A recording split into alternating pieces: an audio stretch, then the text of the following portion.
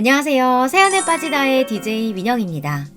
오늘 사연 정말 억울할 만한 사연자님의 이야기인데요. 그래서 읽는 내내 저도 참 개탄하는 심정으로 읽었습니다. 오늘도 두 가지의 사연이 준비되어 있으니까 끝까지 함께 해주시고요. 그럼 오늘의 사연 시작해 볼게요.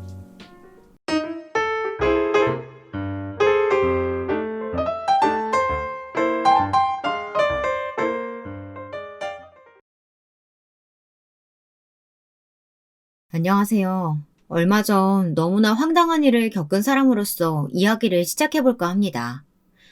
일단 먼저 사연 쓰기 전에 심호흡부터 하고 시작해야 할 것 같은데요. 아직도 생각하면 손이 떨리고 발이 떨리는 사건이었습니다. 제 인생에선 결코 일어나지 않을 것 같은 사건이요. 하지만 이번 일을 통해 배운 게 있다면 절대로 쉽게 남을 믿지 않고 좀 더 이성적으로 똑똑하게 살자는 것이었어요. 그러니 저의 이야기가 많은 사람들에게 도움이 되길 바라는 마음으로 사연을 써봅니다. 먼저 저는 새 며느리를 두고 있습니다. 큰며느리는 이혼해서 집을 나가버렸으니 큰며느리를 제외하면 있었다고 과거로 표현해야 맞겠죠. 사실상 이 사연은 큰며느리와 관련된 이야기이기도 합니다. 첫째 며느리, 큰며느리는 저의 자랑이었어요. 사실은 저희 며느리들 모두 저의 자랑거리였죠. 먼저 첫째 며느리는 의사라는 직업에 굉장히 똑똑한 아이였는데 한 번도 자기의 머리를 자랑한다던가 다른 아이들을 깎아내린다거나 하는 일이 없는 아이였어요.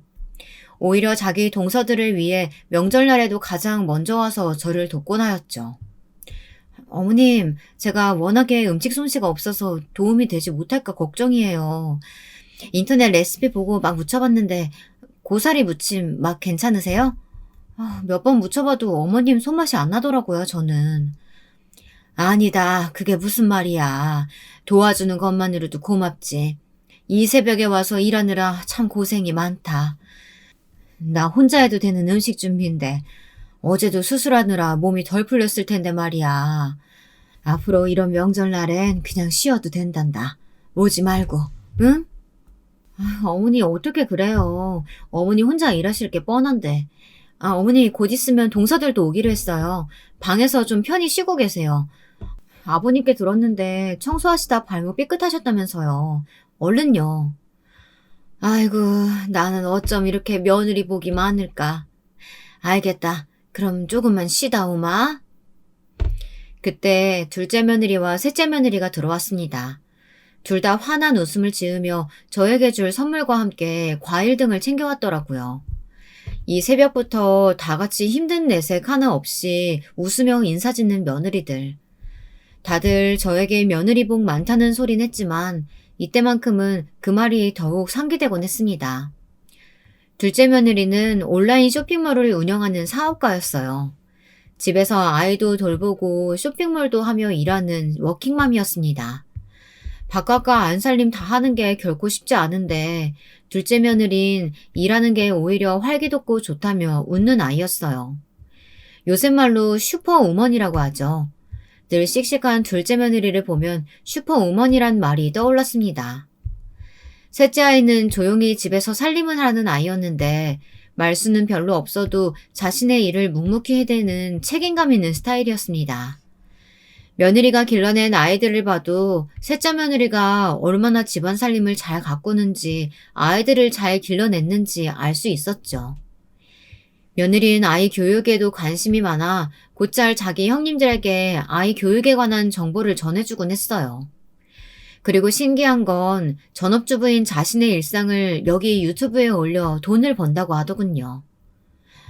아니, 그냥 이런 집안이라는 일상을 올려도 돈을 벌 수 있다고? 아유, 참 신기하구나. 네, 어머니. 이번에 구독자가 10만 명이 넘었어요. 뭐? 그렇게나 많이? 아유, 대단하구나, 우리 아가. 사실 저희 시대 때만 해도 여자들은 집에 있고 남자들은 밖에서 일하는 게 대다수였고 그게 도리라고 배웠는데요. 우리 며느리들만 봐도 그렇지 않았죠. 저는 그런 며느리들이 자랑스러웠습니다. 오늘 정미 아줌마 만났는데 글쎄 나보고 며느리 복 참 많다고 부러워하더라. 내가 말은 안 했어도 얼마나 뿌듯했는지 몰라. 늘 챙겨주고 마음 써줘서 참 고맙다 내가.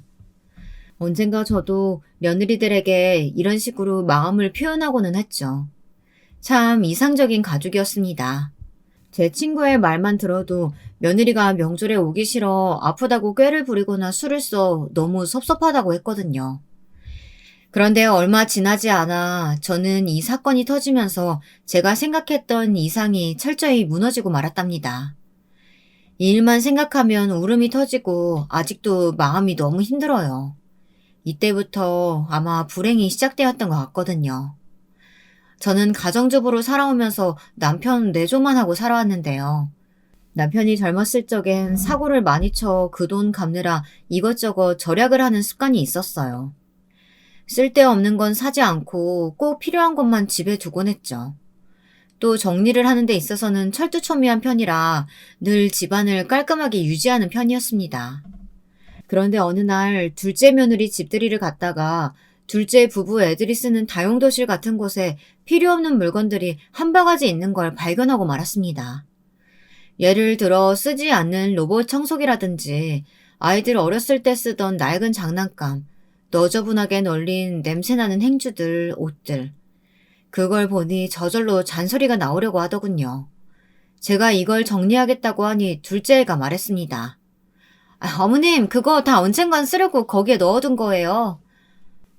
아니, 그래도 이건 지웅이 어렸을 때 쓰던 장난감 아니니. 이런 건 다른 사람 나눠줘도 되고 정 못하면 버리던가 해야지. 우리 어머님도 참. 어머니는 어머님 방식이 있고 저는 제 방식이 있어요. 어머니 거기 있지 마시고 일로 와서 얼른 치킨 드세요. 다들 어머님 기다리고 있어요. 말투는 경쾌했지만 둘째 아이는 약간 기분이 나쁜 얼굴이었습니다. 티내지 않으려고 했지만 제 눈에는 보였어요.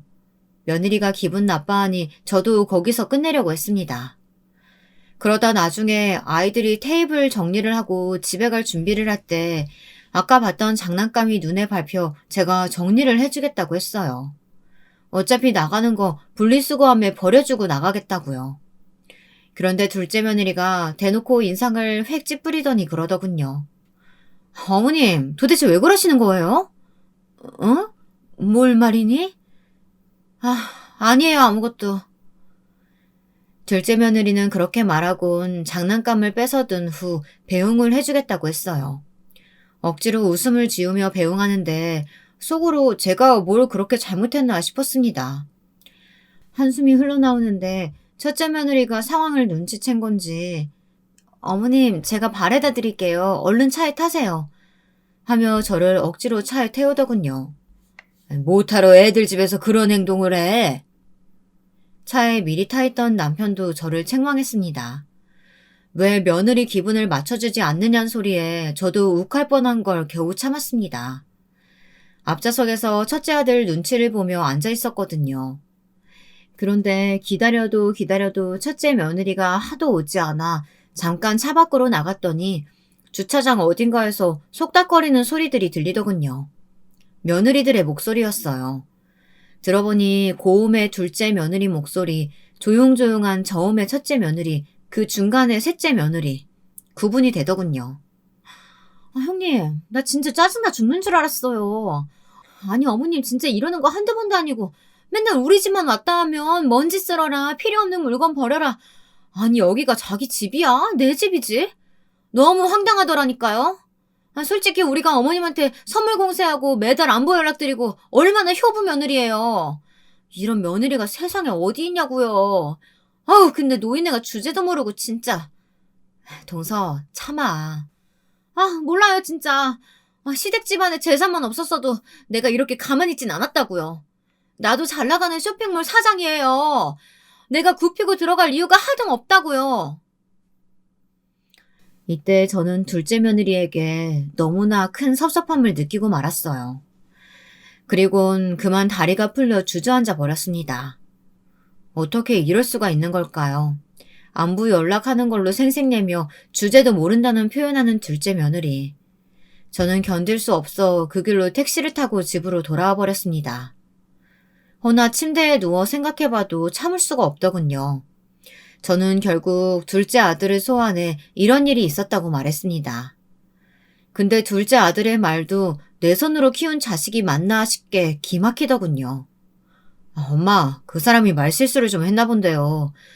내가 잘 알아서 단둘이 시킬게요. 이번만 넘어가 주세요. 네? 사실은 내가 요즘 빚이 많아요. 저번에 사업이 잘 안 돼가지고 마누라한테 얹혀 사는 신세라고요. 우리 애도 있고 어떻게든 잘 살아봐야 돼요. 그러니까 엄마 우리 집사람한테 뭐라고 하지 마시고 그냥 이번만 넘어가 주세요. 집사람 성질 아시잖아요. 아들은 제 편을 들어주기는커녕 그렇게 말하며 두루뭉술 넘기려고 했답니다. 얼마나 서럽던지 저는 울고 싶은 심정을 꾹 참으며 알았으니 그만 가라고 했습니다. 남편이 뭐라고 하려던 것도 막았어요. 둘째 아들은 제게 조금 아픈 손가락이었거든요.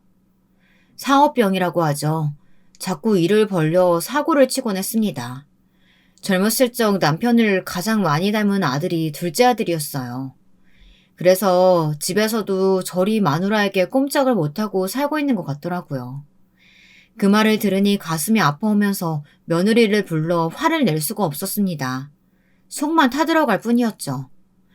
그런데 여기에 더 불을 지피는 것이 있었으니 아마 믿기 힘드실 겁니다.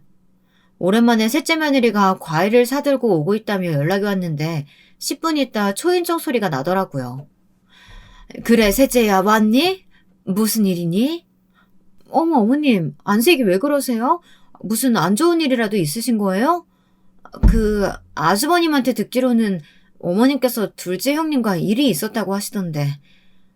어쩌면 좋아요. 어머님 얼굴이 말이 아니네요.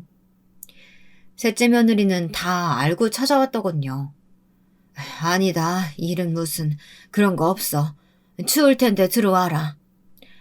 어머님, 형님이 정말 너무한 거 맞아요. 사실 저도 그날 주차장에서 들으면서 어이가 없었어요. 어머니께서 자주 잔소리 하시는 분도 아니고 그날 처음 말씀하신 걸 가지고 형님이 너무 예민하셨어요. 근데 형님도 다혈질이라 마음에도 없는 말 하신 걸 거예요. 너무 상처받지 마세요. 어머님, 제가 있잖아요.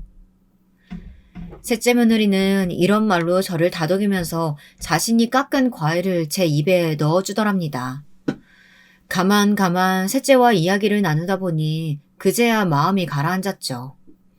사실 둘째 며느리의 진면목을 알고 난 후부터 며느리들을 전부 믿을 수가 없었거든요. 무서웠어요. 또 누가 제 욕을 하고 있을까. 그래서 거리를 두고 있었는데 셋째 아이가 직접 찾아와 이리 위로해주니 고맙고 안심이 되었답니다.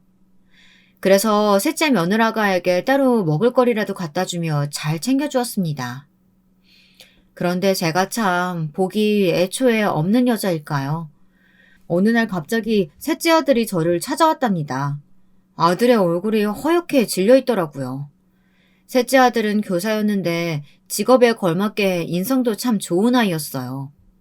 어렸을 때 새 아들을 키우면서 가장 손 안 가고 말을 잘 듣던 아이가 셋째였죠. 특히나 거짓말을 제일 못하는 아들이기도 했습니다. 아마도 그래서 제게 이실직고를 한 것일 겁니다. 어머님, 저 드릴 말씀이 있는데 너무 충격받으시면 안 돼요? 응? 충격받을 만한 일이 그게 뭔데 말이니?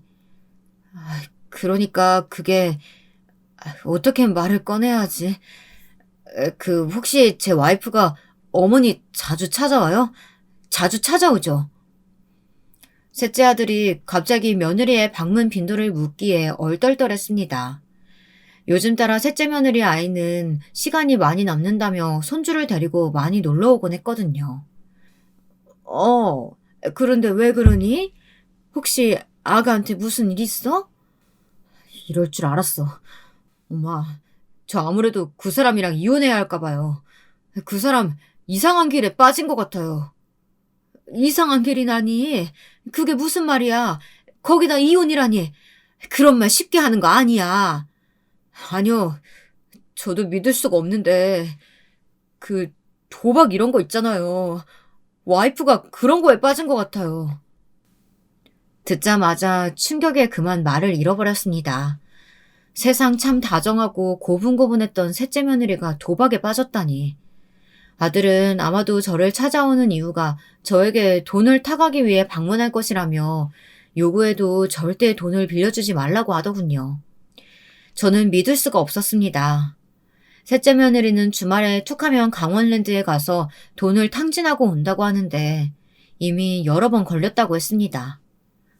설마 그럴 리가. 너 제대로 알아본 거 맞아? 그럼요. 지금 그 여자가 날려먹은 돈이 몇 천이에요. 엄마, 완전히 미쳤다고요. 그리고 다음 날 어김없이 셋째 며느리가 집을 방문했는데 저는 손자를 잠시 멀리 방에 두고 물어봐야 했죠. 혹시 도박이나 이런 것에 빠졌느냐고요. 그랬더니 며느리는 극구 부인하며 어디서 그런 말을 들었냐고 하더군요. 사실대로 말해라. 지금 사실대로 말하는 게 나을 거야. 어머님, 정말 아니에요. 혹시 애아빠가 그래요? 애아빠가 오해한 거예요. 사실대로 말하래도. 제가 강하게 말하자 며느리는 그제야 입술을 떨더니 고개를 푹 수그리더군요. 아들의 말이 맞았습니다. 정말 살고 싶지가 않더라고요. 내 자식 같은 아이들이라 믿었던 며느리들이 이렇게 하나둘 다른 모습을 보여주는데 정말 충격적이었습니다. 그런데 뒤에 이어지는 며느리의 말엔 전혀 반성하는 모습이라고는 없었습니다. 어머님, 저 이왕 알게 되셨으니까 말인데요. 제가 사실은 빚이 좀 있어요. 그것 좀 갚아주시면 안 될까요? 저희 아이도 있고 이혼은 절대 못해요. 안 돼요. 그의 모르게 진 빚이라 어머니께서 어떻게 손 써주시면 안 될까요? 뭐라고? 나보고 네 빚을 갚으라고? 너 정말 제정신이니? 아니 어쩜 이럴 수가 있어. 내 아들은 너한테 한 번도 못한 적이 없는데 도대체 왜 그러는 거야? 어머님 실망시켜서 죄송해요. 저도 저희 친정엄마 같은 어머님께 죄송해요. 빚만 갚아주세요 제발. 셋째 며느리는 사실 친정엄마가 일찍 돌아가셔서 저를 더 의지하던 아이였습니다. 툭하면 제게 어머니가 저희 친정엄마 같아요 라고 수줍게 말하던 아이였죠. 그런 셋째 며느리는 계속해서 저에게 빚을 갚아달라며 빌고 난리가 났습니다. 퇴근하고 들어온 남편이 이를 보고 크게 소리를 질러 그제야 집을 나갔죠. 아마 남편이 아니었다면 계속 손주를 인질로 삼아 절대 나가지 않았을 겁니다. 빚을 갚아주기 전까지는요. 어떻게 며느리들이 하나같이 이 모양이었을까요? 난 도대체 왜 뭘 믿고. 정말 살맛 안 나네요.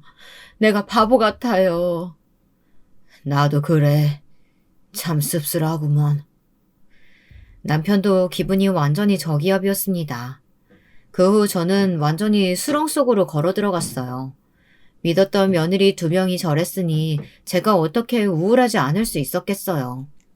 거기다 셋째 아들은 도박에 중독된 며느리와 이혼은 하지 않겠다고 하더라고요.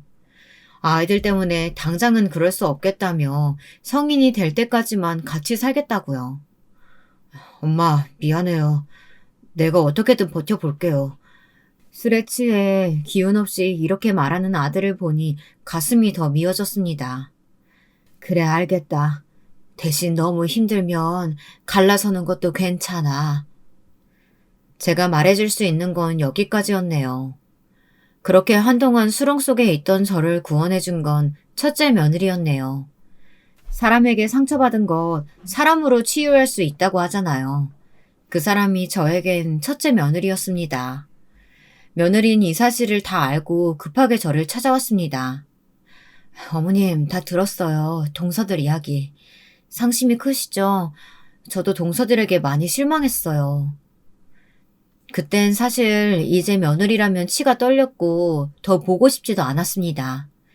그랬기에 저는 첫째 며느리를 밀어내며 그냥 저 혼자 추스르겠다고 했습니다. 저희 친정 쪽 어머니가 돌아가시면서 물려준 재산이 상당했고 일부는 남편 사업에 보탰지만 일부는 제가 가지고 있었거든요. 전 첫째 며느리가 그것을 노리는 것 같았어요. 더 이상 상처받고 싶지 않았죠. 얘야, 괜찮으니까 집에 가보렴.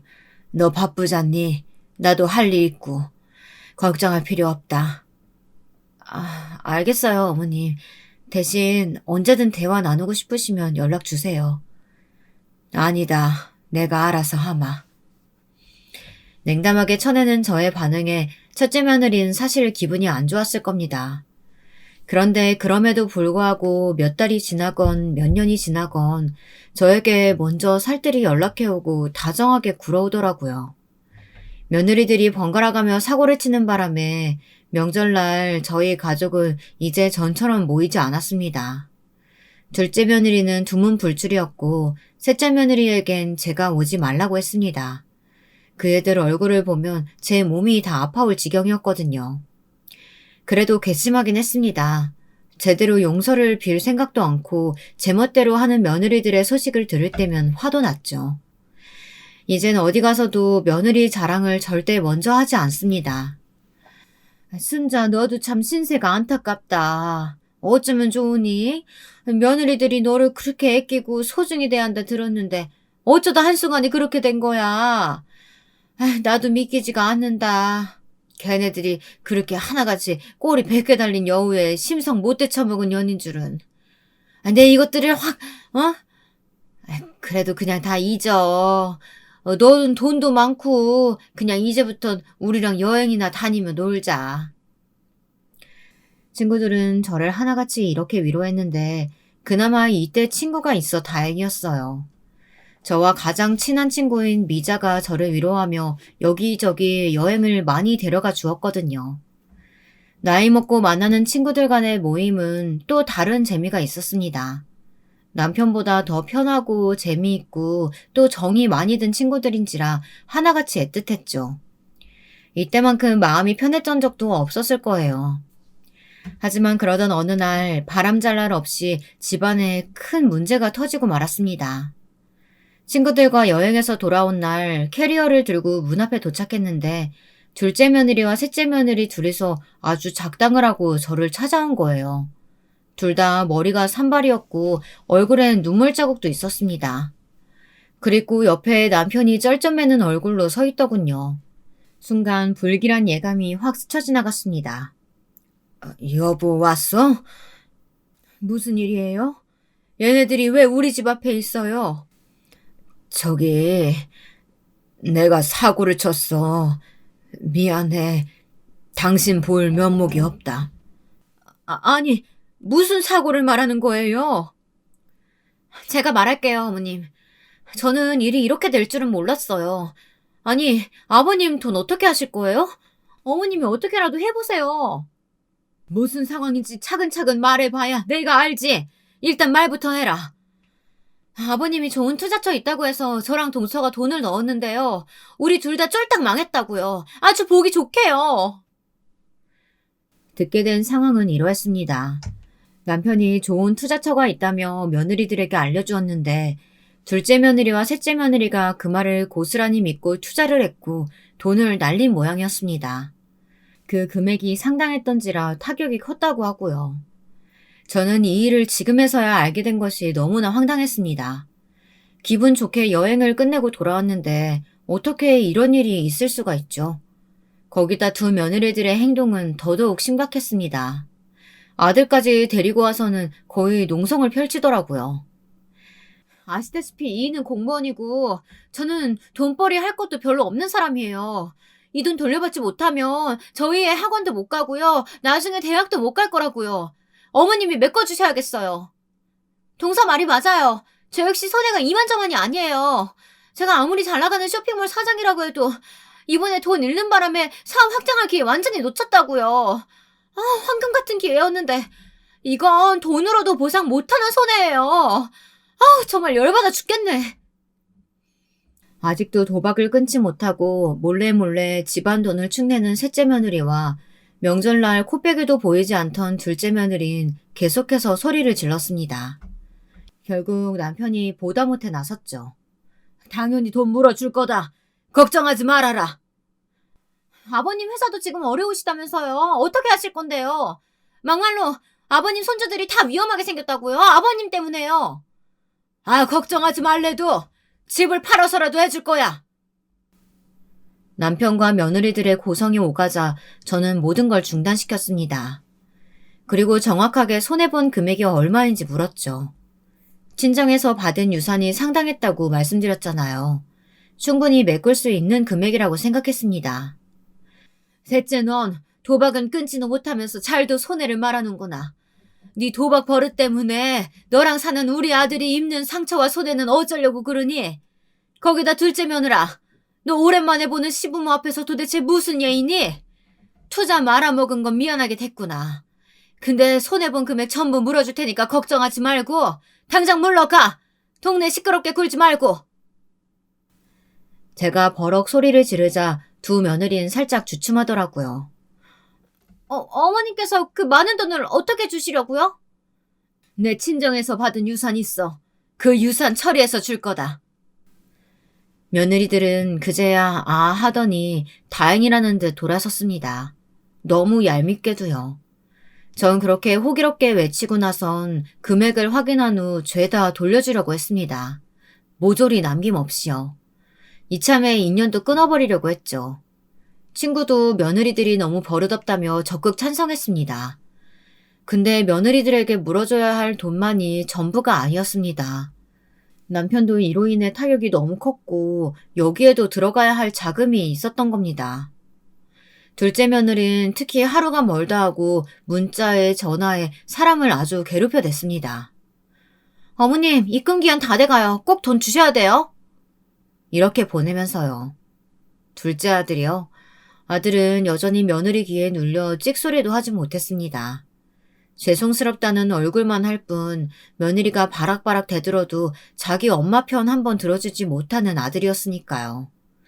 참 자식을 어떻게 기른 건지 자식 농사가 엉망이었다는 생각이 절로 들더라고요. 아무리 같이 살 맞대고 사는 마누라라고 해도 자기 엄마가 이런 취급을 당하는데 말이죠. 돈이 문제가 아니고 너무 비참했습니다.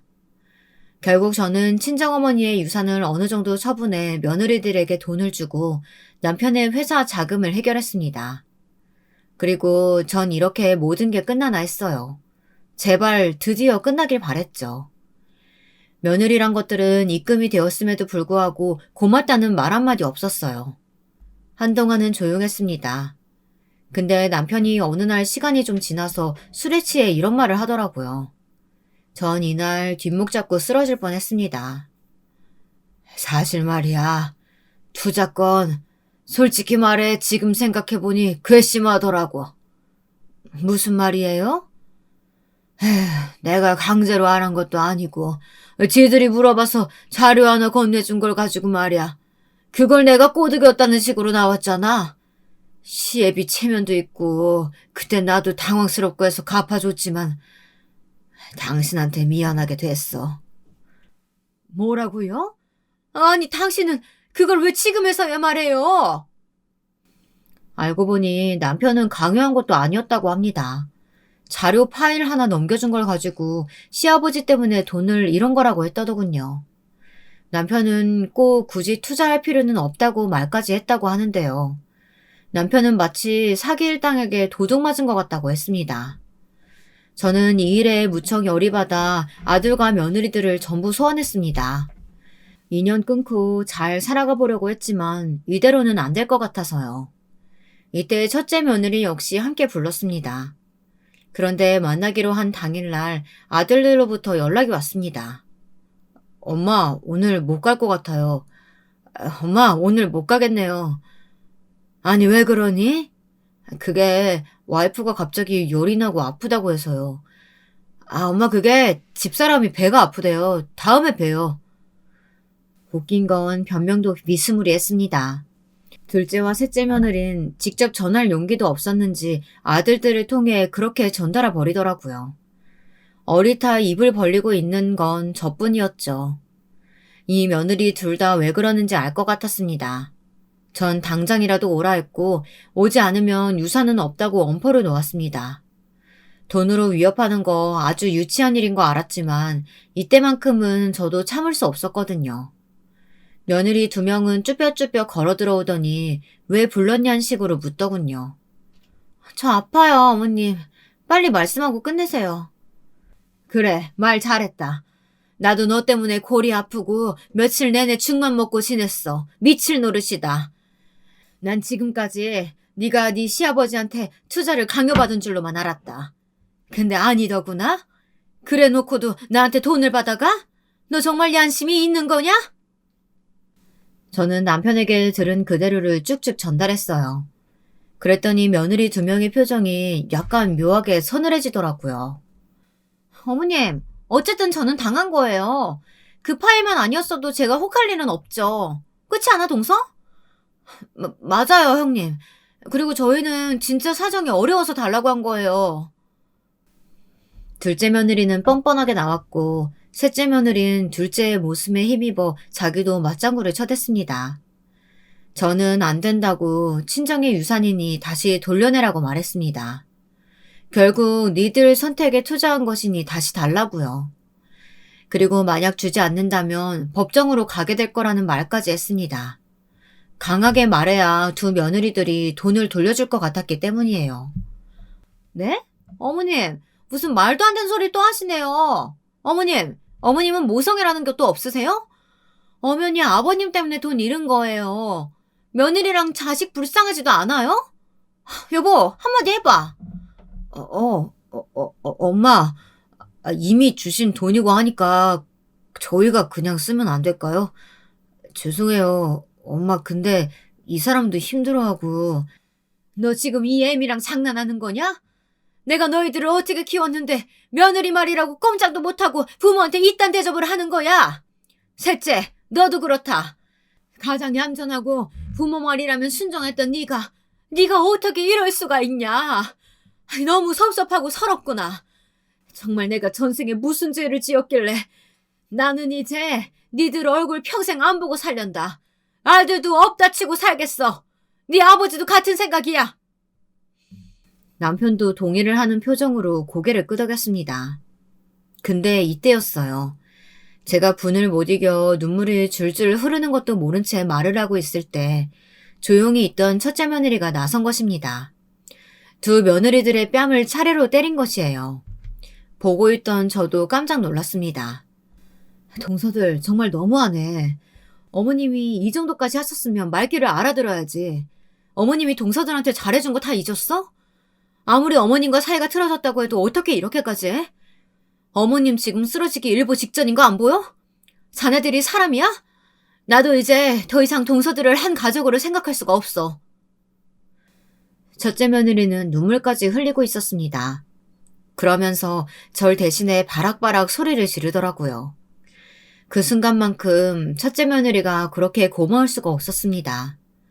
며느리는 거기에 이어 돈을 다시 돌려내라며 난리를 쳐댔어요. 첫째 아들, 우리 장남도 여기에 합세했습니다.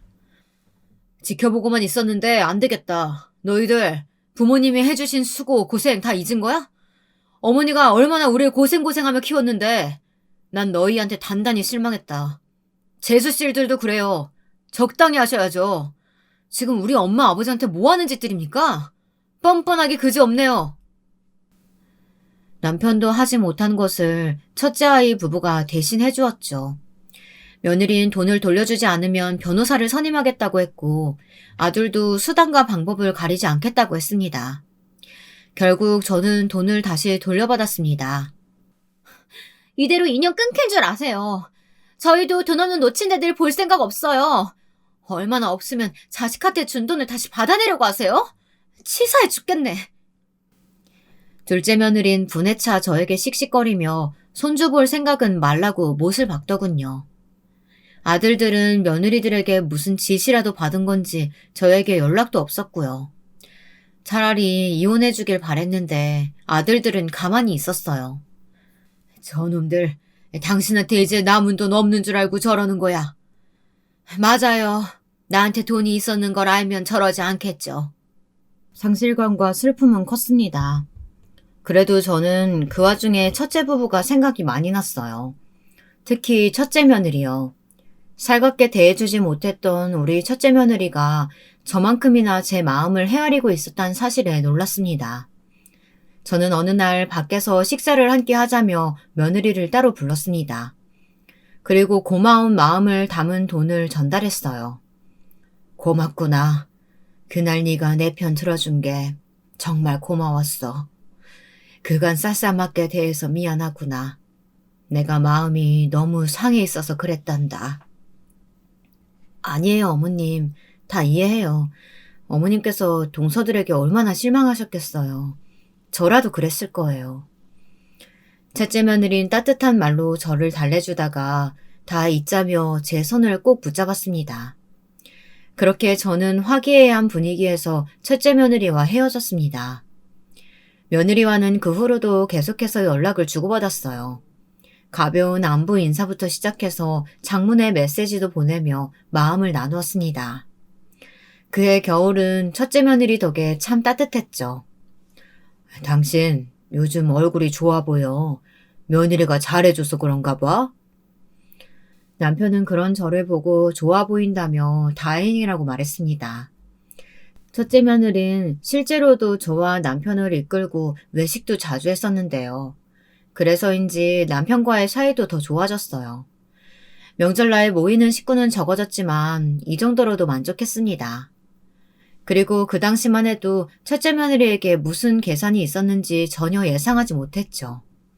첫째 며느리가 얼마나 무서운 아이인지 알았다면 아마 사연을 쓸 일도 없었을 겁니다.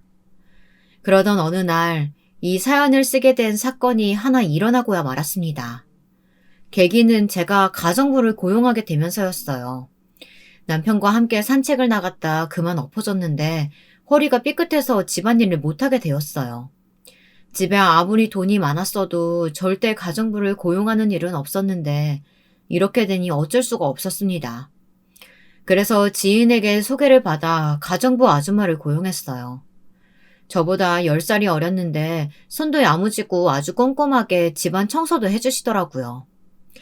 감사하고 마음에 들어 월급도 약속한 것보다 더 챙겨드렸습니다. 사모님, 늘 이렇게 챙겨주시니까 몸둘 바를 모르겠어요. 저번에도 더 챙겨주시니.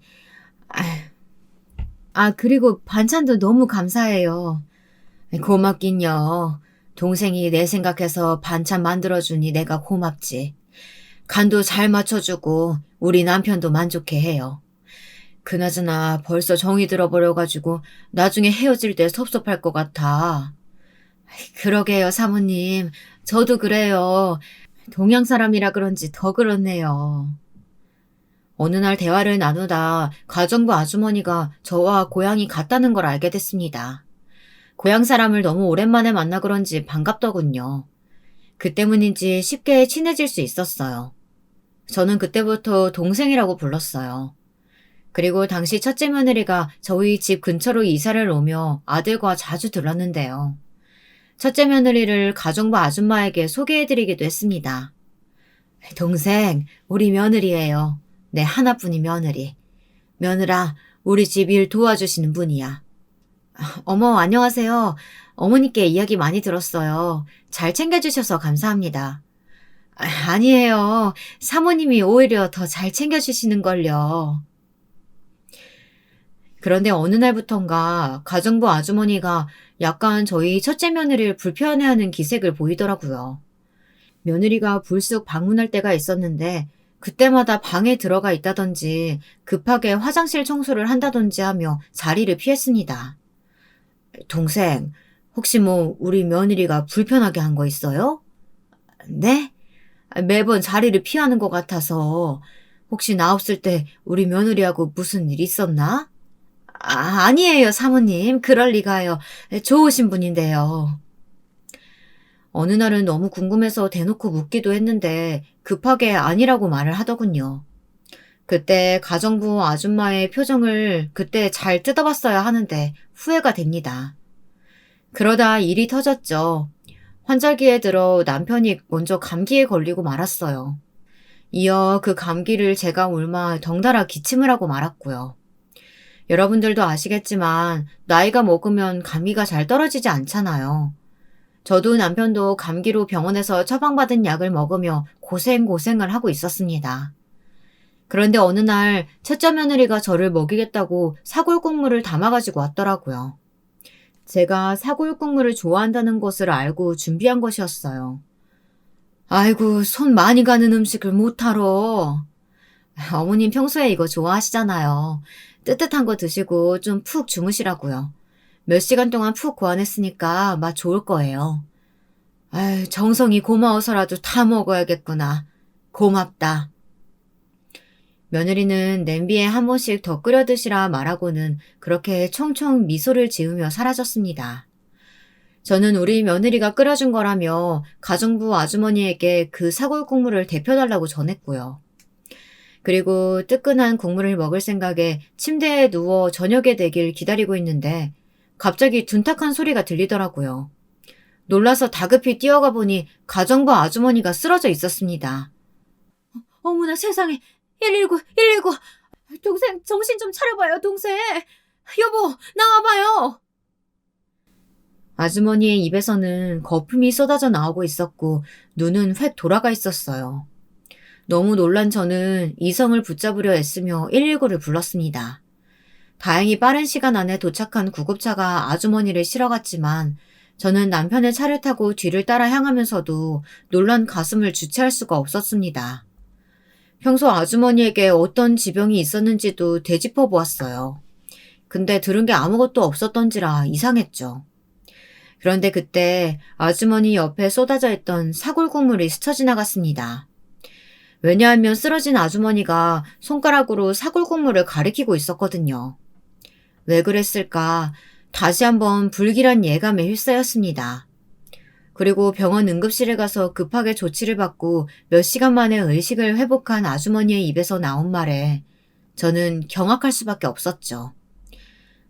사모님 며느리, 그 여자 미친년이에요. 완전히 미쳤다고요. 무서운 여자니까 절대 믿으시면 안 돼요. 네? 무슨 말이에요, 그게? 사실은 제가 뭘 좀 엿들었어요. 그리고 이건 직접 보셔야 돼요.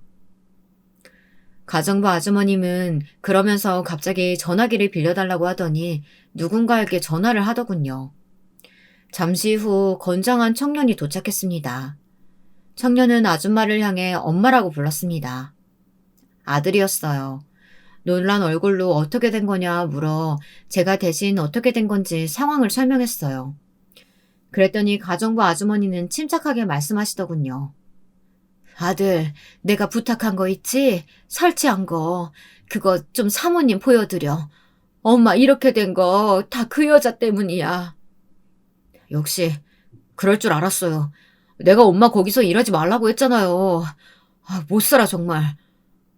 일단 보여드릴게요. 아주머니의 아들은 한숨을 푹 쉬더니 제게 자신의 핸드폰을 꺼내어 뭔가를 만지작거리더니 어떤 화면을 보여주었습니다. 화면은 저희 집 부엌이었어요. 거기엔 큰 며느리가 있더군요. 소리까지 생생히 들렸는데 믿을 수가 없었습니다. 큰 며느리가 손가락으로 아주머니의 머리를 툭툭 치더군요. 아줌마, 간 똑바로 맞추라고요. 우리 어머님은 싱거운 거 좋아하니까. 저번에 사모님이 너무 싱겁다 해서 짜게 하려고 한 건데. 아줌마 지금 내 말 무시해? 파출부 주제에 뭐하는 짓거리야. 나 의사야. 그러니까 그냥 닥치고 내 말 들어. 그리고 좀 이따 우리 집에 가져갈 반찬도 만들어 놓고. 그게 제일 중요하니까 잊지 마. 아주머니는 화면을 응시하더니 이것뿐만이 아니라고 했습니다. 큰며느리는 번번이 자신을 무시했고 이렇게 하대하는 걸 제게 말하면 가만두지 않을 거라고 위협도 했다고 하더군요. 아주머니는 무서움을 느껴 말은 하지 못하고 대신 증거를 모으고자 CCTV를 설치했다고 합니다. 자신의 아들을 시켜서요. 그러다가 너무 충격적인 걸 듣게 됐어요. 제가 아까 뭔가 엿듣게 됐다고 했잖아요. 저는 사모님 큰며느리가 그냥 미친 사람인 줄로만 알았어요. 근데 정말 그걸 넘어서 정말 무서운 사람이더라고요. 그 여자가 자기 친구랑 전화를 하는데 글쎄 사모님 재산 이야기를 하고 있었어요. 요즘 자기 친정 사정이 안 좋아서 사모님 재산이 자기 거 되려면 아양을 떨어야 한다면서 어떻게든 그 재산을 다 자기 거로 만들어야 한다고. 수단과 방법을 가리지 않을 거라고요. 그러니까 그 사골 국물이 그냥 국물이 아니었던 거군요. 그 안에 뭐가 있었던 거군요. 그래서 동생이 이렇게 누워있게 된 거고. 모든 게 이해가 되는 순간이었습니다. 저희 친정에 재산이 많다는 거, 그게 저에게로 넘어왔다는 거, 그거를 낱낱이 알고 있었던 건 큰며느리 뿐이었어요. 머리 좋은 첫째 며느리가 그걸 알고선 저를 이용하고 목숨까지 위협해 이참에 재산을 넘어오게 하려고 했던 거였죠. 둘째와 셋째 며느리가 떨어져 나갔을 때 셋째 며느리가 속으로 박수를 치고 있을 거라고 생각하니 너무나 소름이 돋았습니다. 아니 어쩌면 그 두 며느리가 저와 사이가 멀어지도록 조장한 것이 큰 며느리였을 수도 있었어요. 여보, 이게 말이 돼요? 정말 지금 나 정신 놓을 것만 같아요. 이 몹쓸 년을 봤나. 내 이것들 당장 가만두지 않을 거야. 아들놈도 분명 알고 있었을 거라고. 남편은 흥분을 해서 난리가 났고 저는 잠시 멍해 있다 겨우 정신을 차렸습니다. 그리고 남편의 휴대폰으로 큰며느리에게 문자를 했습니다. 큰일 났다. 너희 시애미가 응급실에 실려갔구나. 빨리 오거라. 30분 후 기다렸다는 듯 첫째네 부부가 들어왔습니다. 며느리와 아들 모두 다요.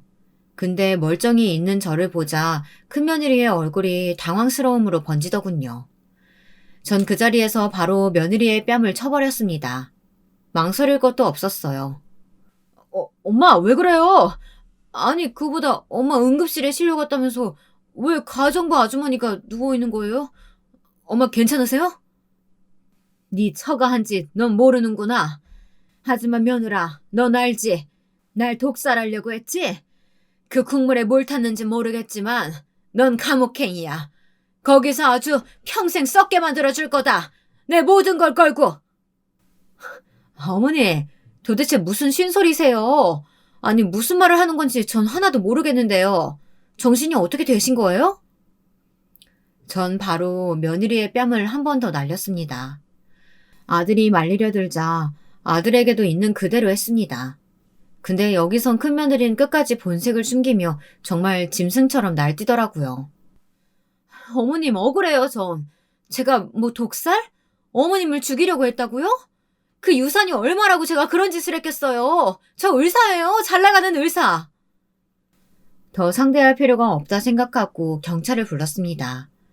믿고 싶지 않았지만 밝혀진 바로 사골 국물 안엔 치사랑의 독성 성분이 들어있었습니다. 만약 제가 국물을 들이켰다면 전 아마 이 글을 쓰지도 못했을 거고 사랑하는 남편, 친구의 얼굴도 보지 못했을 겁니다. 그 후 며느리는 당연히 재판을 받았고 감옥에 들어가게 되었습니다. 나름대로 좋은 변호사를 사 어떻게든 형량을 줄이려고 했지만 저도 남편도 결코 봐주지 않았죠. 결국 치열한 법적 공방 끝에 마땅한 형량을 받았습니다. 솔직히 마음 같아선 무기징역이라도 받았으면 싶었지만 아쉽게도 그건 성립되지 않았습니다. 억울하지만 그래도 죄값 받았으니 다행이에요. 지난 일은 묻어두자고. 이제 돌이킬 수가 없으니. 남편과 저는 그렇게 서로를 다독였습니다. 아들은 큰며느리의 욕심을 몰라본 것에 대해 많이 후회했습니다. 자신이 너무 일에만 빠져 무심했던 것이 이런 사태를 만든 것 같다고요. 늘 대면대면했던 사이였는데 이 일이 있고 나서 아들은 저희 집에 머물게 되었어요. 당연히 큰며느리와는 이혼을 했고요. 지금이라도 엄마 잘 보살펴드리고 싶어요. 제가 너무 못난 아들이었어요. 동생들하고 다를 바가 하나도 없었어요. 죄송해요, 엄마. 지금 아들과는 천천히 거리를 좁혀나가고 있는 중이랍니다. 기분 전환 차 다가오는 어느 날엔 같이 단풍 구경도 가기로 했어요. 뉴스에 예전에 끔찍한 일이 터지면 어떻게 사람들이 그 뒤를 이어 살아가나 궁금하고 그랬는데 이 일이 막상 제게 닥치니 신기하게 사라지긴 하더라고요. 다만 여전히 너무 괴롭고 마음이 힘들어 잠도 못 자고 약도 먹고 있네요. 이것은 어쩔 수 없는 후유증인 듯합니다. 괴롭지만 버텨나가야 하는 하루이죠.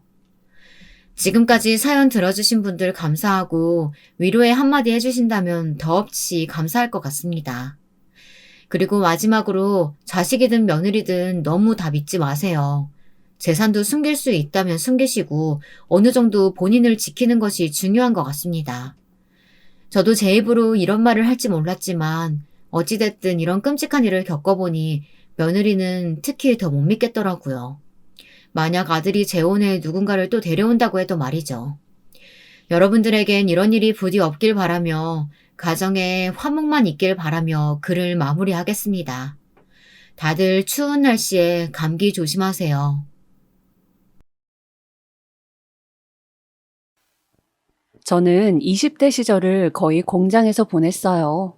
하루 종일 돌아가는 컨베이어 벨트, 시끄러운 공장 소음, 작업 반장의 목소리. 지금은 가물가물하지만 가끔 TV에 그런 게 나오면 안 좋은 기억들이 많이 떠올라요. 저는 집이 가난해서 공부를 잘했지만 대학은 꿈도 못 꾸었고 여자라 해서 고등학교만 졸업하고 바로 공장에 취직을 했거든요. 그런 저를 안쓰러워하시던 건 어머니였어요. 아이고, 우리 용이가 똑 부러지고 뭐든 잘하는 애인데 남자로 태어나지 못한 게 아쉽다. 장남으로 태어났음 엄마가 어떻게든 공부를 끝까지 시켰을 텐데. 미안하다, 용이야. 아니에요, 엄마. 그런 말 마세요. 나 공장에서 월급도 받고 열심히 살고 있어요. 하는 일도 만족하고요. 사실 체력이 그리 좋은 편이 아니었기 때문에 공장에서 일하는 게 너무 힘에 부쳤지만 그때는 그래도 어머니를 위로하고자 그런 말을 하곤 했어요. 그리고 공장 일을 하다 결국 쓰러져 나가지 못하게 된 이후론 어머니 뵐 낯이 없어 한동안 연락도 못 드리고 지냈죠. 낡은 방 한 칸에 쪼그리고 앉아 앞으로 뭘 하며 살아야 하나 일자리 고민을 하면서 말입니다. 그런데 사람이 죽으라는 법이 없는지 그때 제 처지를 안쓰럽게 여겨주시던 주인 아주머니께서 내려오셔선 어머 어머 왜 그래 처녀 어디 아파? 아 그게 아니고 몸이 좀 안 좋아서요. 아이고 몸이 많이 안 좋나 보네. 입술이 퍼런 게 공장 일이 많이 힘들었나 봐. 네 괜찮아요. 저기 그러지 말고 그럼 차라리 저기 세탁소에서 일을 해보는 게 어때?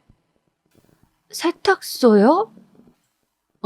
사람을 뽑는다고 그러더라고. 거기서 일 배우는 게 차라리 공장보다 낫지 않을까? 월급도 나쁘지 않게 주는 것 같던데 할 생각 있음 내가 말해줄까? 결국 저는 주인 아주머니의 말 맞다나 세탁소에 가 열심히 할 수 있다고 간곡히 부탁한 끝에 일을 할 수 있게 되었습니다. 뭐든 일이 다 그렇겠지만 처음엔 세탁소 일도 만만치 않게 어려웠어요. 처음 하는 일이라 실수도 많았고요. 특히 가장 난감했던 건 옷을 다리면서 모르고 구멍을 낸다든지 단추를 이상하게 꿰매 욕을 먹는 그런 일들이었어요. 아니 이거 내일 면접인데 어쩔 거예요? 죄송합니다. 제가 변상해 드릴게요. 정말 죄송합니다. 아이고 사장님, 우리 직원애가 일 배운 지 얼마 안 돼서 그래요. 한 번만 너그러이 생각해 주세요. 제가 변상해 드릴게요. 그런데 그 시절 저는 인복이 참 많은 사람이었던 것 같아요. 세탁소 아주머니께서는 제가 어떤 실수를 하시든 간에 절대 제 월급에서 한 푼도 깎지 않고 모두 자신이 돈을 내주셨어요. 그러면서 사람은 누구든 다 실수하면서 배우는 거니 울지 마라. 고 말씀해 주셨죠. 그런 아주머니의 배려 덕분에 저는 더 열심히 성실하게 일을 배워나갔어요. 조금이라도 가게에 보탬이 되기 위해서였죠. 그러다가 남편을 만나게 되었습니다. 남편은 뭐랄까 유머가 있는 사람이었어요. 그 시절의 남편을 생각하면 늘 웃는 상이었고 유머를 던져 분위기를 밝게 만드는 사람이었죠. 거기다 언젠가부턴 은근슬쩍 저에게 호감을 던지었기에 세탁소 아주머니도 저 사람하고 잘 되면 좋겠는데 하고 말하곤 했어요. 이거 요 앞 슈퍼에서 샀는데 하나 사니까 하나 더 주더라고요. 드세요. 저기 자꾸 이러시면 부담스러운데. 안 드시면 놓고 갈 거예요. 처음에야 낯을 가렸지만 남편은 꽤나 적극적으로 애정 공세를 하였고 저는 어느 순간부터 남편에게 호감을 느껴 서로의 부모님을 뵙는 자리까지 가게 되었습니다. 사실 저는 가난한 환경에서 자란 것과 달리 남편 쪽은 부유했고 남편 역시 대졸자로 번듯한 회사까지 다니고 있는 사람이었어요. 그래서 연애도 망설이게 되었고 연애를 하면서도 이 사람과 결혼까지 할 수 있을지 고민이 되었어요. 막상 시어머니를 뵙기 전부터 떨리더라고요. 그래도 저는 제 주변에 워낙 좋은 분들을 두었기 때문에 시부모님 역시 제가 정성껏 모시면 언젠가 마음에 저를 두실 거라고 생각했어요. 하지만 실제로 시부모님을 보니 그 기대가 깨졌죠. 그리고 호구조사가 시작되었는데요. 아휴, 그래. 내가 오라고 하긴 했는데 몇 가지를 묻긴 물어야겠네. 부모님은 두 분 다 살아계시고? 아, 네, 살아계세요. 두 분 다 시골 마을에서 농사 지으십니다. 농사? 돈은 없는 집안이구만. 엄마, 무슨 그런 말을 해. 성실하신 분들이에요. 조용히 하고 있어라. 듣자하니 아가씨는 공장 다녔다 하던데? 아, 네. 그러다 세탁소 일을 배우게 되어서 지금은 거기서 일하고 있어요. 사실 말이야. 나는 세탁소에서 일하는 며느리는 보기 싫었어요. 우리 아들도 좋은 회사 다니고 애 아빠도 사업하는 사람인데 아무래도 격이 안 맞잖아요. 아가씨는 괜찮아요? 네? 아가씨가 괜찮겠냐고. 여기 집안 들어오면 그에 맞는 격을 배우고 갖춰야 할 텐데. 그때는 시어머니의 의중을 몰랐습니다. 조용히 물러가라는 암시가 들어있는 말이었지만 저는 그냥 고개만 주걱거렸어요. 며느리 되면 잘 모시겠습니다 라는 말을 하면서요. 그런데 시어머니는 한참을 그 말을 듣고도 아무 말 하지 않았어요. 그때 조용히 계시던 시아버지가 한마디 얹으셨는데 사실상 그 말 한마디로 결혼이 성사되었다 해도 과언이 아니에요. 애는 얌전한 것 같은데 그냥 결혼시키지 그래. 그렇게 결혼은 성사되었지만 참 돌이켜보면 눈물이 많이 나는 결혼식을 치루었던 것 같습니다. 그도 그럴 것이 형편의 차이라는 게 결혼식에서도 드러났으니까요.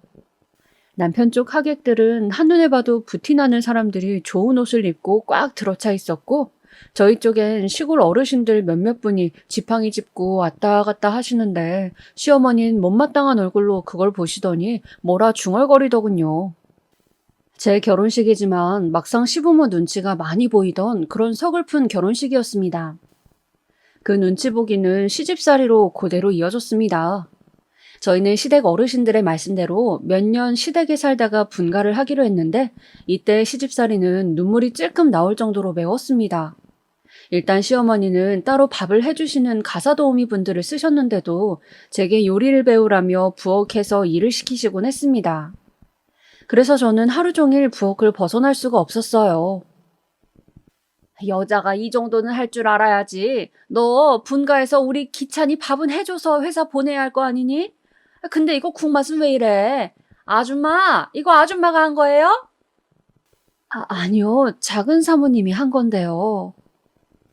아휴, 얘, 너 이거 국 좀 먹어봐라. 못하고 서 있어? 얼른 한 그릇 떠 먹어보라고, 국자로. 네. 맛이 어떠니? 먹을만 하니? 당시 시부모님 굉장히 음식을 싱겁게 드시는 편이었어요. 그래서 적당히 가늘에 국을 끓여도 그걸 가지고 한 소리를 하시더라고요. 제가 말을 못하고 있자 음식도 못한다며 쯧쯧거리고 주방을 나가시는데 순간 서러움이 물밀듯 물려왔습니다. 가사 도우미분들이 괜찮냐며 제 어깨를 다독이셨을 정도였죠. 제게 탈출구는 남편과 함께 쓰는 방이 아니었습니다. 안 쓰는 식기들을 모아두고 있는 작은 창고가 있었는데 5평도 안 되는 작은 창고 먼지더미 속에서 쭈그려 앉아 있는 것이 가장 마음이 편했어요. 그 외 어디에도 제 공간은 없었어요.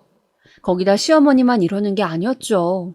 형님과 아주버님이 하던 사업이 잘 안 돼 시아버지 사업을 같이 하기 위해 두 분이 잠시 시댁에 살게 되셨는데 그때 시어머니의 차별은 말도 못했습니다. 저는 그래도 처음에 형님을 좋아했어요. 동서, 오늘 일 나가면 방 청소 좀 부탁해. 그 탁자 위에 있는 거는 건들지 말고. 서류들인데 동서가 봐도 모를 거야. 네, 알겠습니다. 아, 그리고 오늘 집에 늦게 들어올 것 같은데 따로 밥 좀 준비해 줄 수 있을까? 근처 그 시간에 먹고 올 데가 마땅히 없어서. 미안해, 부탁 좀 할게. 아, 네, 그럼요. 편히 갔다 오세요. 우리 동서 항상 고마워. 동서 없었음 어쩔 뻔했나 싶어. 저는 그때까진 형님이 저를 정말 가족으로 동서로 생각하시는 줄 알았어요. 낯가림이 많고 수줍은 저와는 달리 밖에서 남자들처럼 일하고 다니며 자기 할 말 다 하는 형님의 모습이 멋져 보이기도 했죠. 그래서 형님을 은근히 동경하며 더 잘해드리곤 했습니다. 늦은 밤에도 형님 좋아하시는 반찬들로다가 만들어 한 상 차려드리고 때론 형님의 푸념을 들어드리기도 했습니다. 동서, 우리 시어머니 만만치 않지? 거짓말은 못하겠네요. 그래, 나도 알지. 어머님은 나한테도 엄하셨어. 그래도 동서, 곧 나갈 때가 올 거니까 그때까지만 참아. 그때부턴 자유야. 때론 이런 말씀으로 위로해 주시기도 했어요. 그때마다 감사한 마음으로 형님을 대하곤 했어요. 그런데 어느 날 불현듯 벌어진 일로 저는 마음에 큰 상처를 입고 말았습니다. 어느 날 형님께서 일하시느라 늦게 들어오시던 날이 있었습니다. 형님 식사는 늘 밤에 따로 차려야 했기 때문에 자던 중에도 일어나 식사를 차리곤 했습니다. 그런데 이날은 김장을 한지라 제가 너무 졸려하자 가사도우미 아주머니 분께서 자기가 하겠다며 자라고 하시더라고요. 그래서 감사하다 말씀드리곤 잠에 청했습니다. 근데 주방에서 고함 소리가 들리기 시작해 그 소리에 깨어보니 한바탕 난리가 나 있었습니다. 아줌마, 지금 국에 유리 조각을 넣으면 어쩌자는 거야? 나 이거 먹고 죽으라고? 아줌마, 이거 지금 고소하면 아줌마 인생 끝이야. 죄송합니다, 사모님. 점심때 그릇이 깨졌는데 그게 거기에 들어갔나 봐요. 사골 국물이라 같은 흰색이라. 제가 밤눈이 어두워서 그만 실수했어요. 죄송합니다. 살려주세요. 이게 살려달란 말로 될 일이야? 내가 죽을 뻔했는데. 그제야 형님 성격을 알게 되었는데 형님은 굉장히 다혈질이더라고요. 자기의 안전에 무척 예민하신 분이었고요. 한번 열이 받으니 화라산처럼 불타올라 막 소리를 치시는데 가사도우미 분은 아무 말도 못하고 울고만 계시더라고요. 우는 그분의 모습이 딱하고 저에게도 책임이 있는 것 같아 나섰습니다. 형님, 제가 원래 차려야 하는 식사인데 사람이 바뀌어 이런 실수가 생긴 것 같아요. 원래 아주머니 밤눈 어두우신 거 저도 알고 있었는데 미처 생각 못했어요. 죄송해요, 형님. 지금 밤이니까 내일 얘기하시는 건... 지금 동서 나 훈계하니? 네? 나 훈계하냐고? 형님, 어떻게 제 뺨을... 몇 초 뒤에 알았지만 제가 형님에게 뺨을 맞았더라고요. 너무 놀라 말을 잇지 못하고 있는데 형님은 불붙은 얼굴로 계속해서 고함을 내질렀어요. 내가 동서동서 거리면서 잘해주니까 진짜 가족으로 인정받은 것 같아? 착각하지 마. 너 우리 집 며느리 아니야. 어디 감히? 형님, 무슨 말씀이세요? 형님 저를 보면 친동생이 생각나신다고 그러셨잖아요. 사람이라고 다 똑같은 사람이 아니야. 농사 짓는 집안 출신 며느리랑 나랑은 애초에 같지 않다고. 그러니 네가 부엌에서 이딴 수발이나 들고 자빠져 있는 거지. 그날의 형님의 말에 저는 아무 말도 못했어요. 말 한마디 한마디가 가시가 되어 저를 찌르는데 너무 고통스럽더군요. 그 자리에 힘이 풀려 주저앉아 버렸는데 남편이 그제야 잠에서 깨어 달려와 허둥지둥 저를 일으켰어요. 형님에게선 어떠한 사과도 받을 수 없었습니다. 허나 그 후 더 기막히고 서러웠던 건 시어머니의 반응이었습니다. 그래, 근데 뭐 어쩌라는 거니? 엄마, 이건 형수님께서 전적으로 잘못하신 일이고 사과를 해야 될 일이에요. 너가 원래 식사당번이었다며. 그럼 네가 해야 할 일을 안 해 이 사단이 벌어진 거 아니니? 뺨 맞는 거 가지고 유난 떨지 말아라. 일하다 실수하다 보면 뺨도 맞고 하는 거다. 저는 가족인데요. 저는 여기서 일하는 사람이 아니라고요. 그런데 그때 저도 모르게 속삭이듯 이 말이 튀어나왔어요. 너 뭐라 했니? 저는 가족이에요. 며느리고요. 형님께서 어떤 연유이시든 뺨 때린 건 잘못하신 일이라 생각합니다. 형님께서 사과하는 거 제가 원하는 건 그뿐이에요. 너 원래 성격이 이렇게 유난스러웠니? 성격 한번 까탈스럽다. 꼭 사과인지 뭔지를 받아야 네 마음이 풀리겠단 거야? 대체 무슨 애가 그런 쇠고집을 부리는 게야? 그거 아주 못된 심보다. 아니? 때리신 건 잘못하신 거예요. 아마 그때가 제가 처음으로 이 집안의 서열에 반발을 들었던 때였던 것 같아요. 지금도 그 순간을 회상하면 심장이 벌렁벌렁하지만 잘했다는 생각도 한편으론 들었던 순간이었습니다. 허나 덕분에 형님은 집에서 나가기 전까지 저를 사사건건 괴롭혔고 시어머니와 함께 비웃어댔어요. 다행히 이 일에 분노해 주었던 건 남편이었어요. 제가 도저히 못 참겠다고 남편 붙잡고 하소연하자 남편은 말없이 그걸 듣더니 독립할 준비를 시작했어요. 이번 달 내로 저희 이 집 나갈게요, 엄마. 아니, 벌써? 언제? 독립할 수 있는 자금 모았어요. 이번에 회사에서 승진도 해서 나중에 애기 키우고 사는 데는 무리 없을 것 같아요. 남편 말을 들은 시어머니의 얼굴은 백지장이 되었습니다. 그러더니 바로 눈길이 사나워졌죠. 예. 그래도 아니, 왜 벌써? 네가 꼬드겼니? 네? 시집살이 힘들다고 네가 꼬드겼냔 말이야. 너 아니면 이렇게 일이 빨리 진척될 리가 없지. 그런 거 아니에요, 엄마. 오래전부터 계획했던 일이에요. 남편의 단호한 말에 시어머니는 저와 남편을 번갈아 보시다가 어쩔 수 없다는 걸 알았는지 포기하셨고 저는 그렇게 2년간의 노예살이 끝에 해방을 맞게 되었어요. 처음 시댁을 나와 저희만의 집을 갖게 되었을 땐 그것만으로도 행복했습니다. 드디어 시어머니 없는 공간에서 살 수 있게 되다니 숨이 쉬어지는 것 같았어요. 처음 이삿짐을 풀고 남편과 함께 걸레로 바닥을 닦는데 저도 모르게 행복해서 울음이 나오더라고요. 아니, 왜 울어? 그냥 행복해서요. 그렇게 말을 하며 남편 품에 안겨 엉엉 울다 그해 아이까지 품게 되었고 다음에 출산을 하여 오순도순 살게 되었습니다. 아이가 태어났을 땐 이제 드디어 나도 엄마가 된다는 생각, 그리고 정말 우리만의 가정이 생겼다는 느낌이 강했습니다. 하지만 당시 남편은 무척 바빴습니다. 회사를 나와 자기만의 사업을 시작했던 때인지라 이곳저곳 뛰어다니며 정신이 없더군요. 물론 남편이 잘 되길 바랬지만 그게 가정을 위한 거란 걸 알았지만 그래도 아이랑만 단둘이 있는 시간이 많다 보니 외로움은 부쩍 커졌습니다. 그러던 어느 날 시어머니가 멀리서 저희 사는 집을 방문하시겠다고 하더군요. 하필 남편 출장 가는 날에요. 시어머니의 방문에 벌써부터 심장이 쿵쿵거렸어요.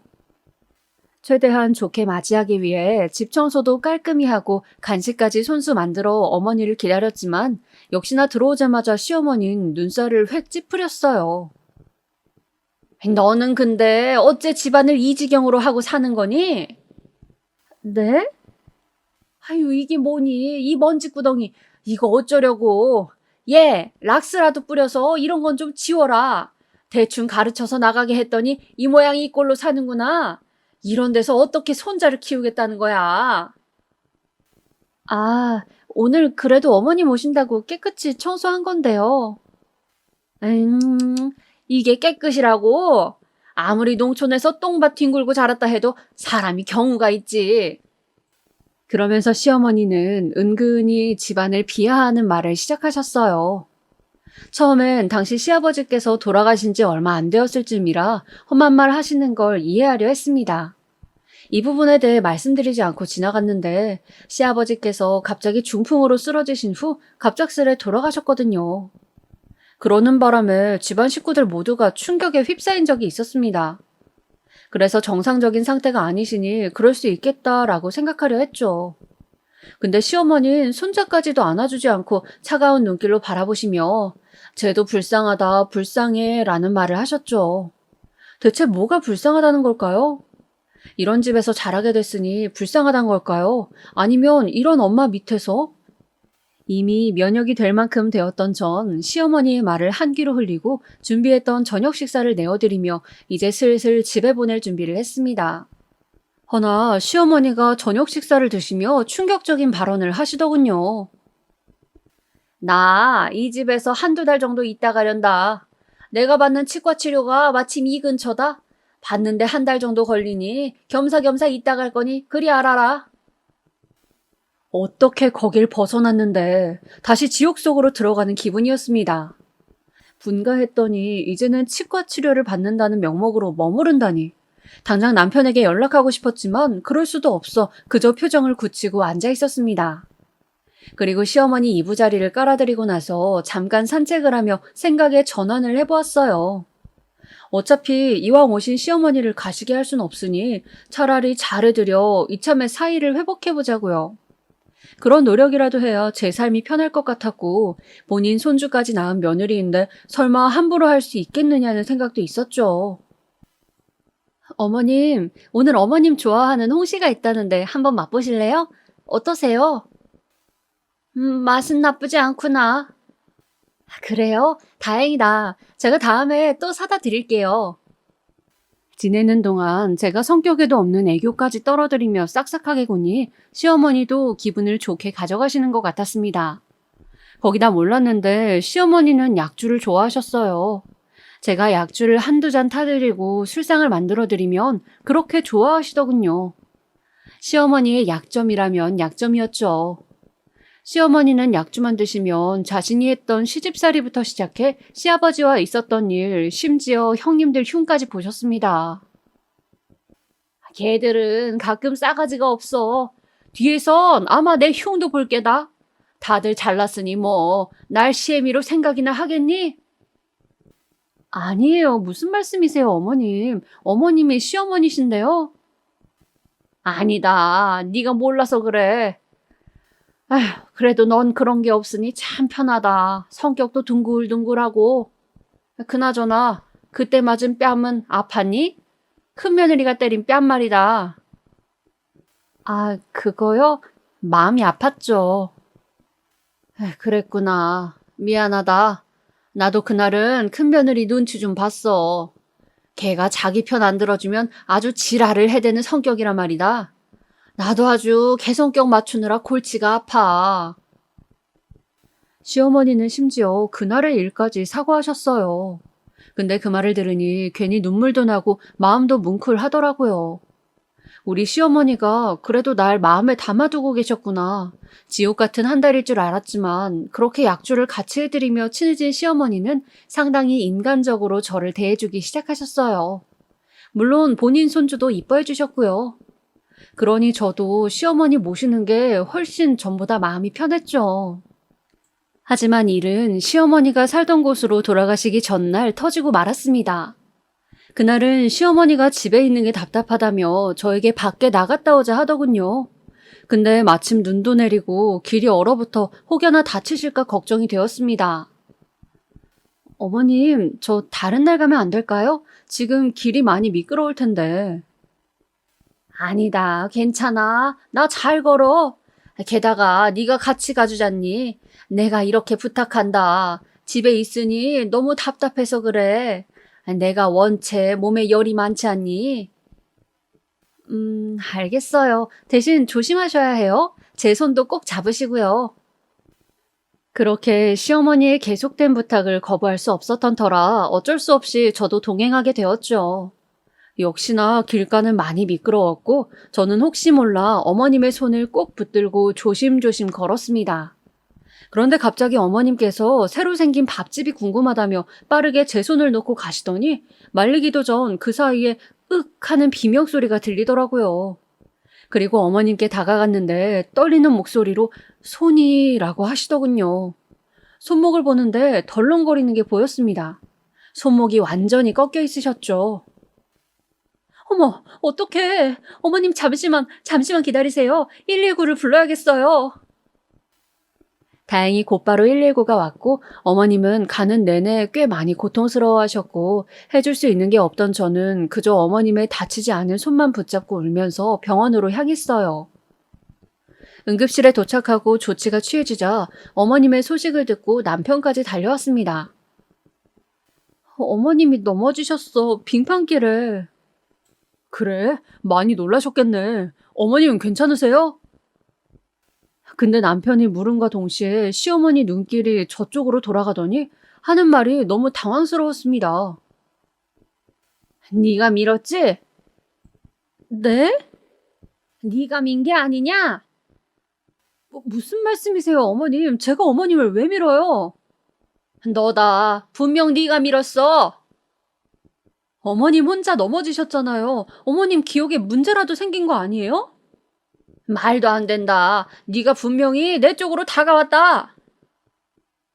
그때 알았어야 했어요. 어머님 정신에 문제가 있다는 것을 말입니다.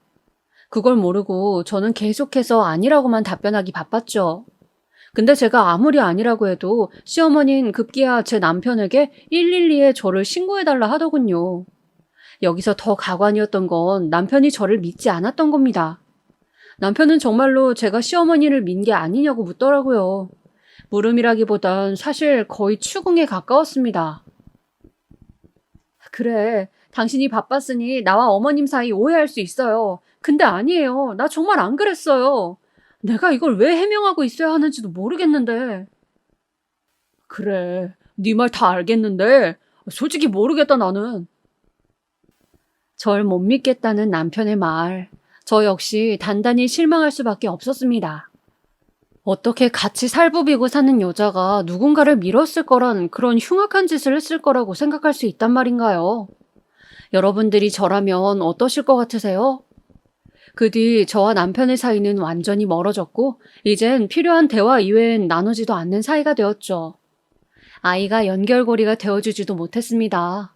남편은 회사가 바쁘다며 밖으로 나돌았고 매일 밤 술에 취해 골아떨어져서 거실 바닥에 누워 자곤 했으니까요. 심지어 시어머니는 한 번씩 남편에게 전화해 제 흉을 보기도 했습니다. 조심해라. 쟤 무서운 애니까. 어제는 내가 꿈을 꿨는데 쟤가 음식에 뭘 타고 있더라.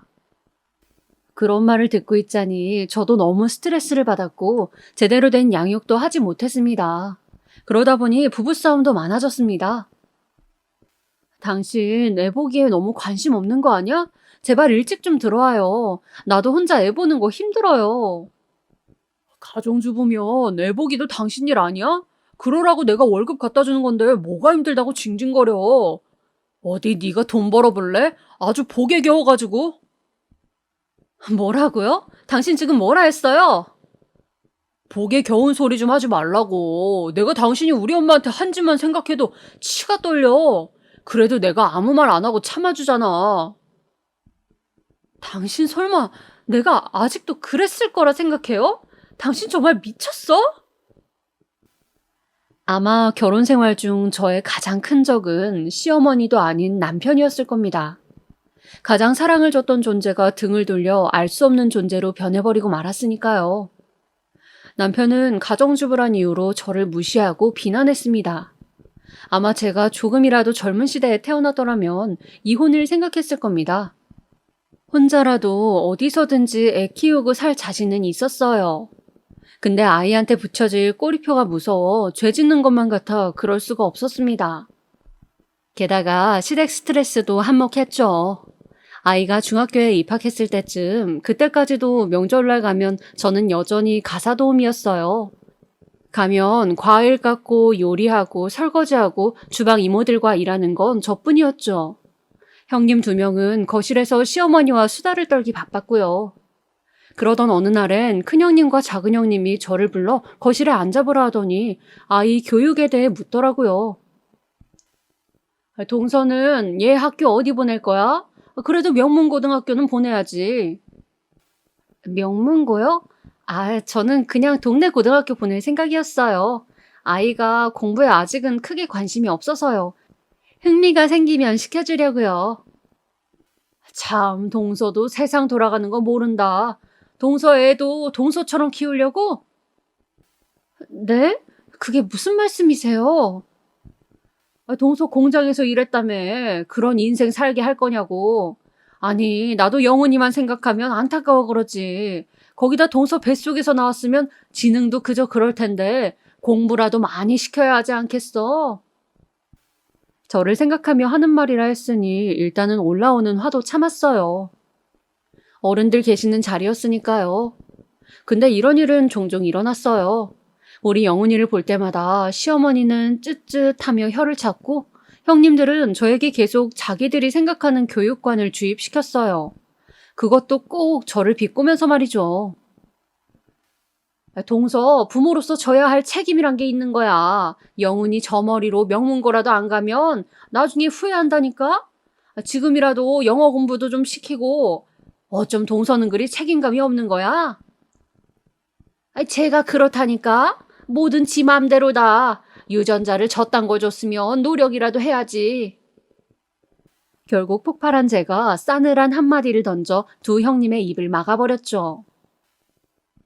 제 아들 일, 제 일이니 알아서 할게요. 그러니 어머님도 형님들도 아무 말 하지 마세요. 솔직히 형님들이나 시어머니에겐 말 안 했지만 우리 영훈이 학교에서 공부 무척 잘하는 아이였어요. 선생님들도 하나를 알면 열을 이해하는 영재라는 말을 하곤 했죠. 굳이 이야기할 필요성을 느끼지 못해 말하지 않았지만 그것도 모르면서 나불대는 시댁 식구들이 정말이지 얄미웠습니다. 하지만 어차피 우리 영훈이가 좋은 대학에 들어가면 자동으로 알게 될 테니 아무 말 안 하고 있었죠. 역시나 우리 아들이 최고 명문대에 들어가니 다들 입이 벌어져 어떻게 교육시킨 거냐 묻고 난리가 났죠. 동서 대단한데? 아니 나 우리 둘째 영어학원 보내야 하는데 어디 보낸 거야? 좀 알자. 학원은 따로 안 보냈어요. 그냥 알아서 혼자 공부했어요. 저희 영훈이 어렸을 때부터 워낙 영재 소리 듣고 자라서요. 영훈이가 영재 소리를 들었다고? 아니 동서 그걸 왜 말 안 했어? 그냥 말할 필요성을 못 느껴서요. 제 말에 두 형님 눈이 모두 동그래졌고 그제 어깨가 으쓱해지는 기분이었어요. 남편도 제가 자식 교육 하나는 잘 시킨 건 인정하더라고요. 허나 좋은 일과 안 좋은 일은 왜 한꺼번에 터지고 마는 걸까요? 아니면 제 팔자가 그렇게 박복한 걸까요? 영훈이가 대학교에 입학한 그 해 저는 가슴에 멍울이 잡혀 설마 하다가 병원을 가 검사를 받았는데 충격적인 검사 결과가 나오고 말았습니다. 검사를 듣자마자 그 자리에 주저앉고 말았죠. 유방암이십니다. 유방암이요? 의사는 조금 시기가 늦었기 때문에 가슴을 모두 절제해야 한다고 하셨고 여기에 새로 가슴을 만드는 성형수술까지 하자고 하셨습니다. 제 나이 또래들이 유방암에 많이 걸린다는 이야기를 들었지만 막상 암 진단을 받으니 정신적인 충격이 더 컸던 것 같습니다. 제가 참고 살아온 세월이 모두 암덩어리가 되어 돌아온 것만 같았죠. 하염없이 눈물만 흘리며 진료실에서 나왔어요. 그런데 그런 저를 보고도 남편은 야, 가슴 잘라내면 된다며. 별것도 아닌 것 같고 청순 떨긴. 너 때문에 돈이 얼마나 나갔는진 아냐? 검사 비용만 얼마였는 줄 알아? 어휴, 거기다 성형 비용까지. 성형은 보험 적용도 안 돼. 이렇게 말하더군요. 남편 말은 그냥 무시하고 집에 와 서글픔에 주섬주섬 입원할 준비를 했습니다. 대학에 가 있는 아들에겐 수술이 끝나고 소식을 전해주었고요. 그런데 아들이 저를 보러 온 날 마침 시어머니와 남편도 같이 왔더군요. 말은 못되게 하셨지만 그래도 며느리 수술이라고 왔다고 생각했습니다. 와주셔서 감사합니다. 그래 쉬어라. 나도 온 김에 건강검진도 받고 그러려고 온 거다. 하지만 시어머니의 목소리는 어딘가 차가웠죠. 이상함을 느끼다 어머니께서 남편과 저녁을 먹고 오겠다 하길래 저는 진통제를 맞고 잠을 청했습니다. 그런데 잠들어 있는 와중 두 사람의 목소리가 어렴풋이 들리더라고요. 저도 모르게 그 목소리에 귀를 기울였는데 잔원줄로만 알고 이어갔던 두 사람의 대화는 복귀하기 싫을 만큼 끔찍했어요. 너 얼른 새 장가 들어야겠다. 네? 새장가 들라고 얘 가슴 잘라내고 몇 달 뒤 또 성형하고 그래야 한다며? 그 돈이 다 얼마니? 거기다 한 번 암 걸린 사람은 또 걸릴 확률도 높아요. 사지가 멀쩡해도 데리고 살까 말까 할 판에 무슨 암 걸린 여편네를 데리고 살아? 너 평생 병수 발할래? 근데 애가 있어서 아시잖아요. 영훈이 어차피 다 컸잖아. 성인인데 니들 갈라서는 게 뭐 문제 되겠니? 이러다 발목 잡히면 큰일 난다. 이때 제거해야 돼. 지금 안 떼내면 나중에 힘들어진다. 엄마 말 들어. 아휴, 알겠어요. 엄마 말도 일리가 있네요. 생각해 볼게요. 그리고 두 사람이 나가는데 제 눈이 그제야 떠졌어요. 그제야 정신이 차려진 느낌이었습니다. 뜨겁게 차오르는 배신감이 수술의 통증도 가뿐하게 눌렀어요. 입안에 모래알을 머금고 하루하루 속이 타들어가는 기분이었죠. 그런데 그로부터 일주일 후 정말 운명이라고밖에 볼 수 없는 일이 일어났습니다. 어느 날 시어머니가 통곡을 하면서 병실로 들어와 오열을 하기 시작했어요. 무슨 일이세요, 엄마? 나 어떡하면 좋으니? 의사가 나 시한부랜다. 6개월 남았대. 간암이랜다. 네, 뭐라고요? 아니, 그게 정말이에요? 내가 만나봐야겠어요. 갑작스레 들려온 소식에 놀라긴 했지만 오열하는 시모를 보니 이상하게 마음은 차분해졌습니다. 남편은 의사를 만나고 오더니 새파랗게 질린 얼굴로 시어머니를 붙잡고 그러더군요. 엄마 어떡해요? 알고 보니 시어머니는 간암 말기였고 이미 손을 쓸 수 없는 상태였습니다. 간은 침묵의 장기인지라 그 징후를 알기가 힘든데 오랜만에 저 만나러 병원 온 김에 건강검진을 받았던 시모가 청천벽력 같은 소식을 알게 된 거였죠. 이 소식에 아주버님의 형님들까지 모두와 눈물을 떨구며 슬퍼했습니다. 하지만 여기서 인간의 본성이 한 번 더 드러나더군요. 시어머니가 죽음을 목전에 앞두니 잠시 슬퍼하던 형님들과 아주버님들이 먼저 발빠르게 움직이기 시작한 거죠. 바로 재산 정리를 하자고 말입니다. 너네들 죽어가는 내 앞에서 꼭 이렇게까지 해야겠니? 엄마, 그게 아니고요. 확실히 해야 할 건 해야 하니까 그런 거예요. 엄마도 죽고 나서 우리가 재산 때문에 싸우는 거 원치 않잖아요. 맞아요, 어머님. 저희 모르세요? 저희가 그간 얼마나 어머님을 각별히 모셨어요. 그 점을 생각해 주셨으면 좋겠어요. 어머님, 마지막 가는 길까지 저희가 옆에 있어 드릴게요. 그러니 재산만 편하게 정리해 주세요. 자식들이 돌아서고 형님들이 그런 말을 하자 시어머니는 손을 부르르 떨며 벌컥 성을 내었습니다. 내가 살아생전 니들한테 어떻게 했는데 이럴 수 있냐?